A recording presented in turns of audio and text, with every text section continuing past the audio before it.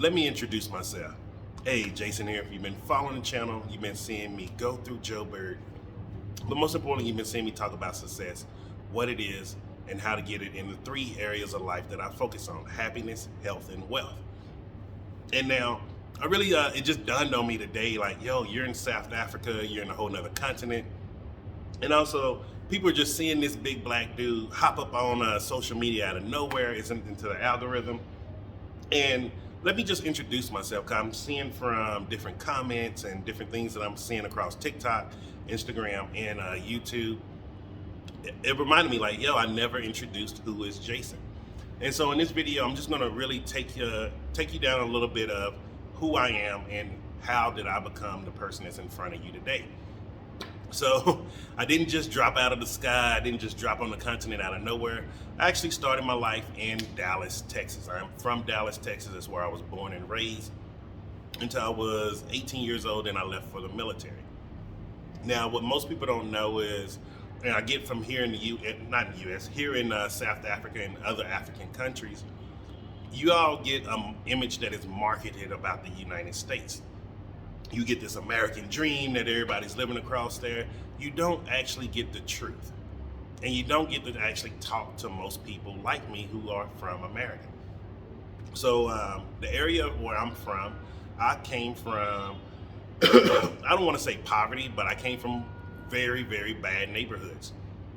I remember, I think I was about anywhere 5 years old, I believe, is when I saw my first murder. I was playing in the creek behind my apartments, and some guys drove up and just shot a guy dead. Those are the type of neighborhoods that I grew up in. Now, fast forward a little bit, I don't want to go through every single incident that happened. I came up also, let me just say this because this is important. I see like a lot of people around the world, they idolize drug dealers, those drug American movies, like, man, these are heroes. I don't have that same type of feeling towards them. I grew up, I was born in 82, so I grew up in the 80s and 90s when it was horrible, yo. And I'm gonna be real with you on that. Seeing grown men, grown women selling themselves, dancing in the street, acting a fool, coming up to me, hey, Jason, you got $1 I can borrow. I grew up seeing the worst of the drug. I didn't see the nice fun side that people saw, people going to clubs when they first got onto it. I saw when they became addicts. And seeing addiction firsthand as a child, yo, that's not cool. Seeing someone smoking crack, seeing someone shooting up heroin every day of your life and this becoming your normal, that wasn't a cool thing. So like, I didn't grow up in a loving home. And I sure as hell didn't grow up in that American dream home. I grew up, my mom was a single mother, and she was working her butt off trying to take care of 3 boys by herself. My father, he worked in the post office. I never met him. Don't know who he is to this day. And he chose not to be in my life for whatever reason. I'm grateful for it. It was another half of issues of shit that I didn't have to overcome in my life. And so for me growing up seeing that, I remember at a very young age, I was like, yo, this life ain't for me. This is not what I did not come to this earth to be with these type of people and deal with these type of issues. And mind you, I'm like very grazing over this. Like, I'm not going into full details because that'll probably be like a 5-hour video.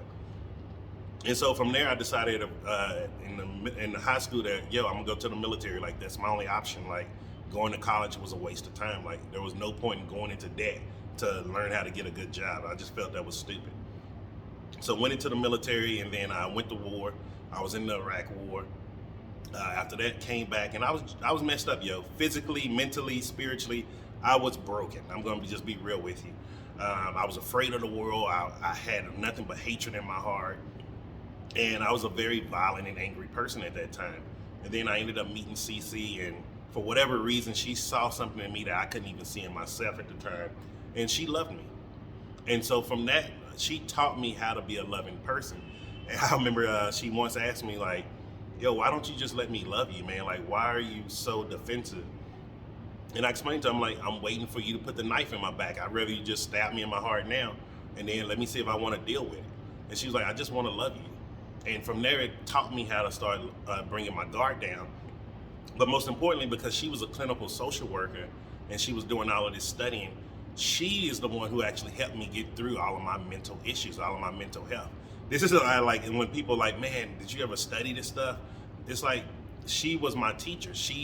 Everything she was learning in school, she was applying. We were coming back home, she was applying it to me.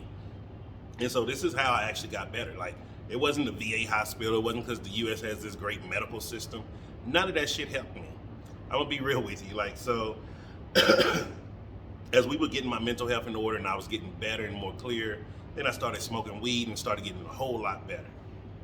And then from there, we decided, like, we woke up one day, both of us talked about it, and we had the conversation. It was like, we don't want to be an American anymore. It turned out our American dream was our nightmare. At that point, I was well over 600 plus pounds. If you saw the picture I just posted on TikTok last week, or this week, I think it was. And then on top of that, when people thought I was living my best life, that was when I was really ready to kill myself. Most people don't know this. I had a whole plan to kill myself. The only thing that I was waiting on was I just wanted to get CC pregnant so she could have a child and all of my military benefits would pass on to her. And then at that time, it turned out that I couldn't have children because I was chemically castrated from the different mental health medicines they had me on, plus pain pills. I was taking over 40 pills a day. I was in a very sick state. I was dying. Like, I'm not gonna sugarcoat that. I was dying. And so when that happened, I realized, like, hey, I gotta figure out a way to live. And so that, on top of, we realized our American dream was a nightmare, we decided we were just gonna move to Central America. So we sold all our stuff in 2015, sold our house, everything. We took a complete loss. Most people don't get, we took a complete loss on everything. And we left and went to Central America, and we were living in a small little town and figuring out our life. From there, that's how I started getting big into natural medicine, homeopathic medicine, and I started studying eating, how to eat correctly, how to eat to heal the body. And then from there, that's how I started healing myself. Regrew the nerves in my leg, recovered from a cardiac event, cleared up most of my mental health issues, and all of these different things. I was able to breathe again, didn't need a machine anymore. And so that's how the Jason you see before you started out. Now, on top of that, I didn't have financial literacy. I didn't grow up in a family that knew how to use money or knew how to earn money correctly. And there's no knockoff to them. They didn't have the opportunities to try to learn the things that I've been learning these past years. And from that, CC, she grew up from an immigrant family. They didn't have a clue of how to earn money. And so from that, we started realizing, we're ignorant with money, so we wanted to start getting better. And the way we started getting better was we started learning. We started out at first doing overnight, it was like midnight on Saturday. We would watch the Susie Orman show. And then we were watching this How to Get Out of Debt, How to Get Out of Debt. Then there was a show in Canada that we was watching called Till Death Do Us Part. And we were really taking in and starting to figure out how to learn our budgeting for our household. And from learning how to budget from our household, we started learning how to save money. And then from learning how to save money, we started learning, okay, there's a lot of things that we can do in this world, and it don't really cost that much, and we do make enough money to do it.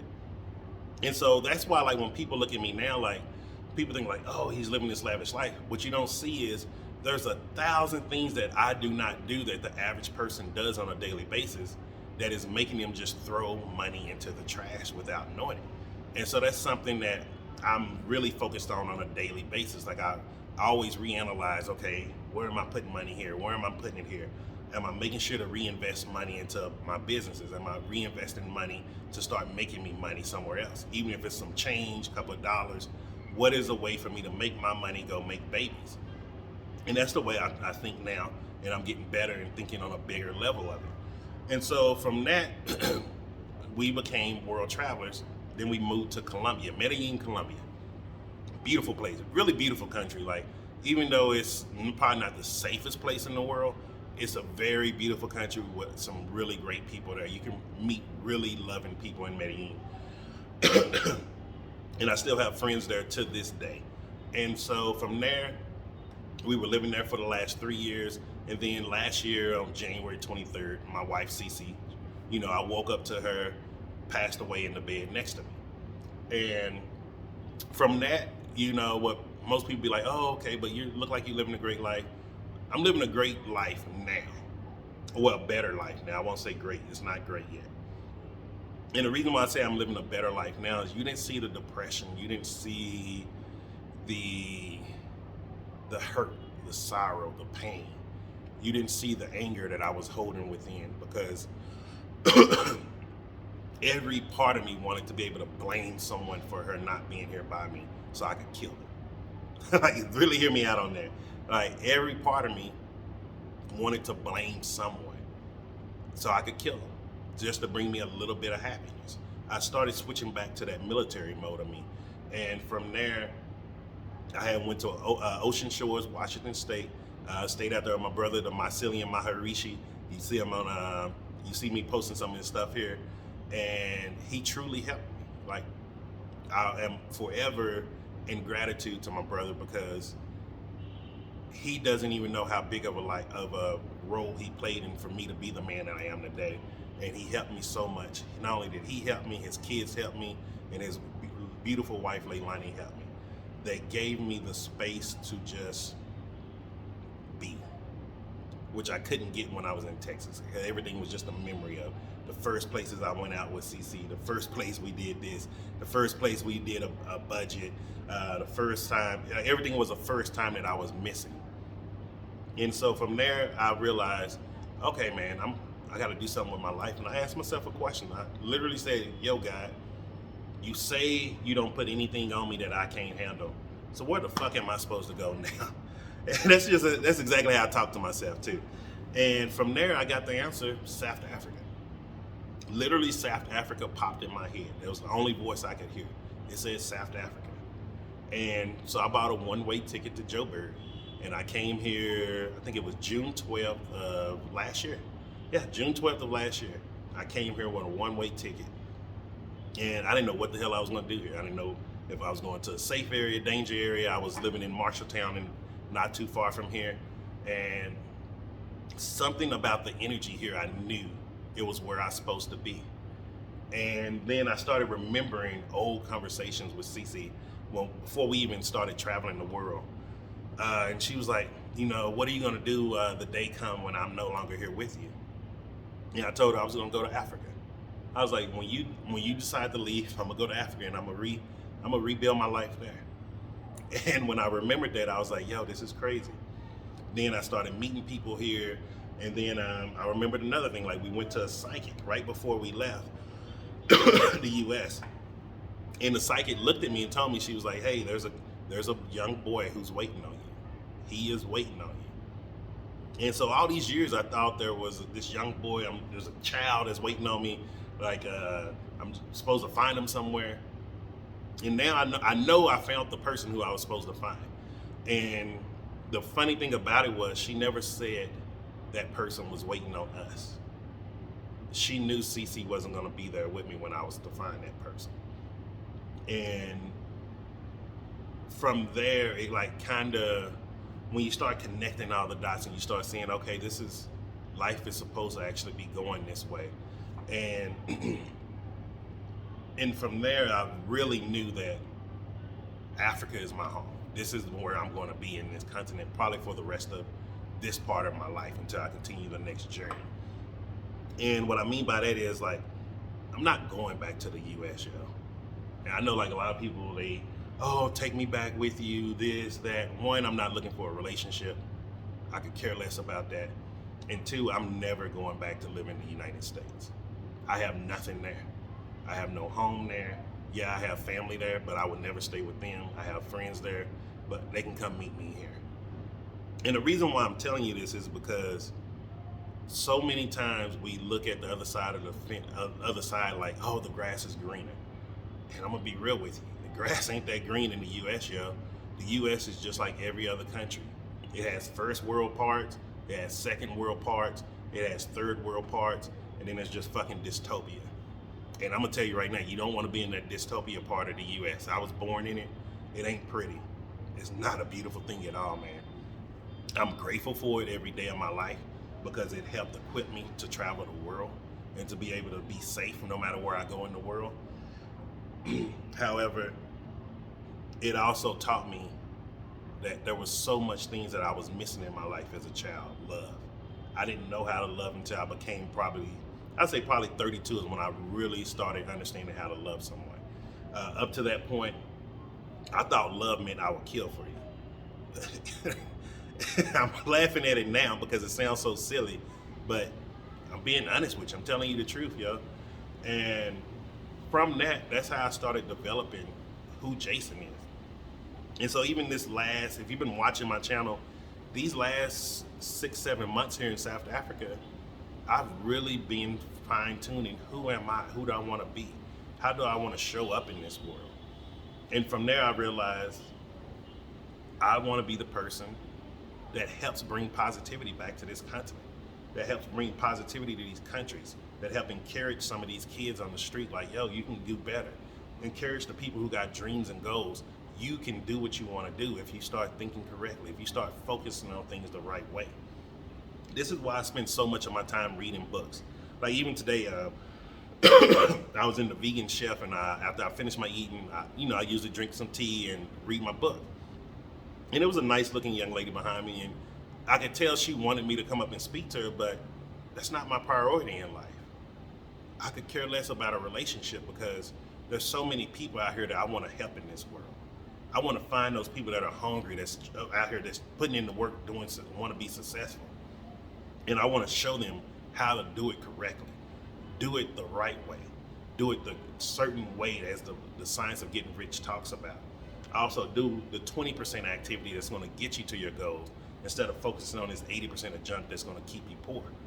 Like, those are the things that I care about now. And that's why I do these videos. That's why I do these videos talking about relationship. It's not because I want to be in a relationship anymore. I don't. Like, please hear me on this. I see a lot of messages sometimes from some of the women out here or in Botswana. It's flattering, very beautiful women. I'm flattered. You think I'm a nice looking guy. You want to get to know me. But that's not my concern. Like, my concern is helping change this world, especially for people who look like me. I'm tired of people who look like me always feeling they have to settle for nothing. I want you to see you deserve the riches. You deserve everything. Like, the person you're seeing right now, just wait till you see me 2 years from now. You can be like, holy shit, he did it. And you're gonna see the people that are around me, like, their lives are gonna be changing too. Like, I'm truly now in the point of my life where I'm stepping into my greatness. And that's why I'm sharing so much of this on social media, letting you see who I am, building my brand around me, no longer hiding behind my businesses or my affiliate networks and things like this. I'm letting you see Jason for who he really is, the good, the bad, and the great. And you're gonna see how the little bad parts of my personality, I'm slowly dissecting them, changing them, seeing what things I don't need anymore, and then putting in new parts of my identity, creating the person that I wanna be. Nipsey Hussle said it best, self-made mean I designed myself. And I am a self-made dude. And I wanna help other people that wanna be self-made also. And so this is just a quick little snippet. I'm gonna do more videos like this, just really digging deep and letting you know more about who Jason really is, who I am as a person, how did I become the person that you see before you, and also like how do I keep my different personality types at bay, meaning, like you see me more, not in this video, but in other videos, you see me more of an outgoing extrovert. If you see me in person when I'm filming, I'm more extroverted. But the truth is, I'm a very introverted person. I read a lot. That's why sometimes people, when they see me just sitting there quiet and reading, they're like, is this really him? And it's like, yes, it's me. Like, it's just a different part of my personality that when it's my me time, I'm just alone and I like to be with a book. And so I'm gonna end this video here because it's about to hit 20 minutes and I don't wanna go too long. And so this is just to show you a little bit about who is Jason and just me reintroducing myself introducing myself for the first time to South Africa and the continent of Africa.